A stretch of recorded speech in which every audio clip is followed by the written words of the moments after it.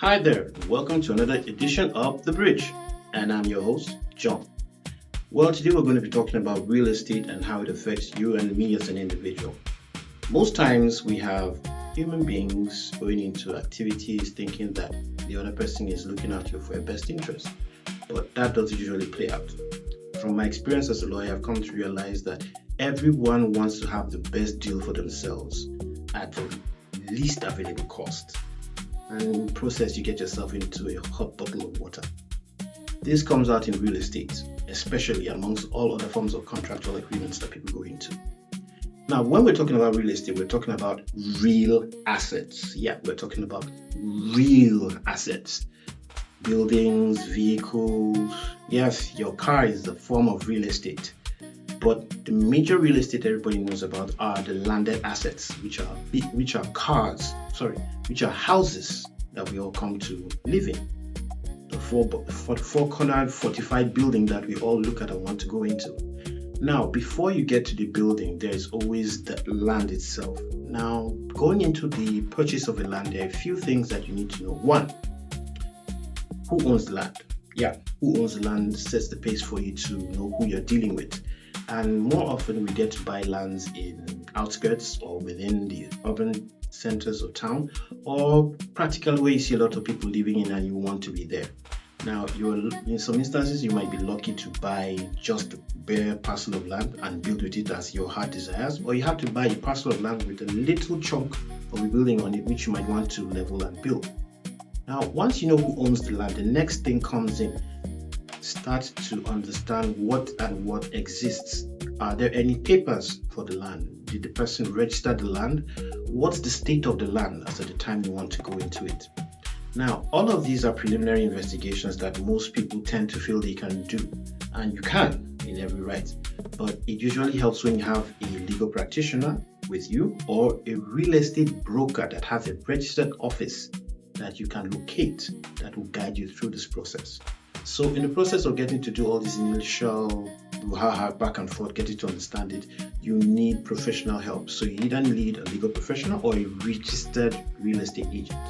Now, once you've done this initial information, if you've done it on your own, good and fine. But at this point, you need help.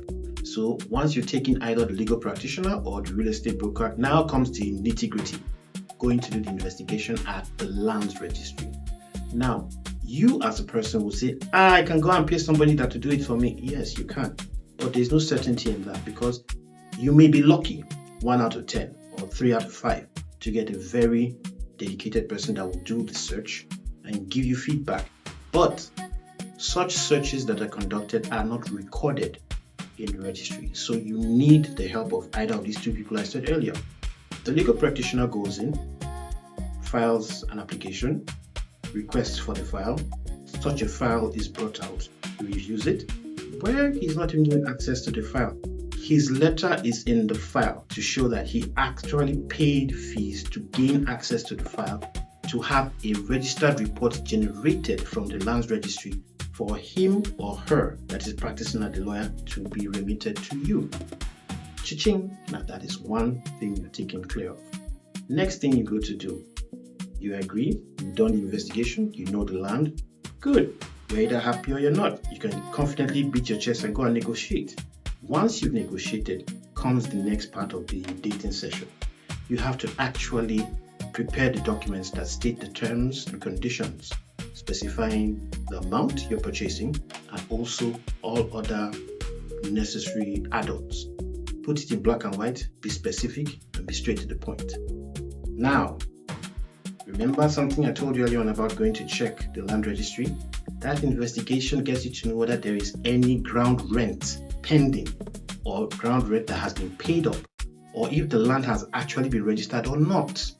Trust me, my brother, my sister, sometimes they are not registered, or even if they are registered, the person has not paid ground rent for God knows how long.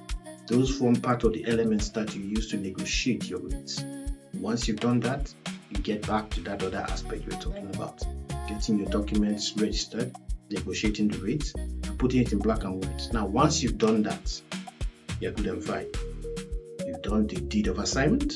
It transfers authority to you. You've got mail. As that sound says, you have got yourself mail, you've purchased that land. But be that on the side. Once you've done that, you need to go to the next step. Register that land. You've registered, you now go back to the land registry.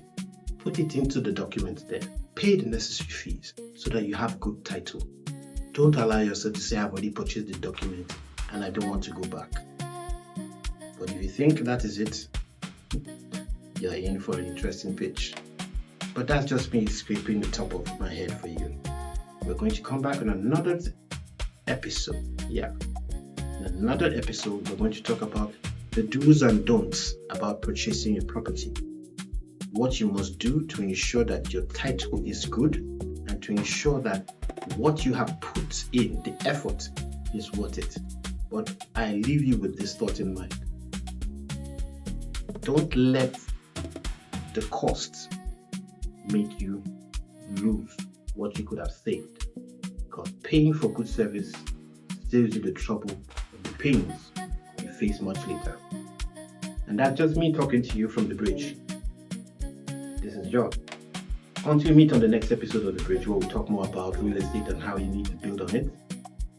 Keep it real, because we bridge the gap between law, morality, and self.